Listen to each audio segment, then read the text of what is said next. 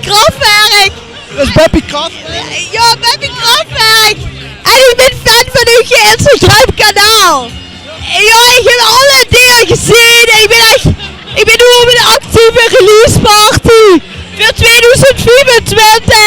Dan ik heb mijn album uit van Beppie Kraftwerk. En de One and Only impersonator. Want ja, je weet, er is maar één wereldster. En er is nog één impersonator en dat ben ik. Maar ik zal nog gaan spelen van Beppie Kraft. Ja, absoluut. Dan heb je dit is mijn liedje. Het is ik hoop dat er een tijd, want we hebben al een aantal keren moeten herstarten. Eén moment. Hoort je dat? Ja, ik huur ja. Ik heb echt jeuk in de kop. Maar weet ze, en dan kriegt ze als ze te veel digitale onzin op de kop schreeuwt.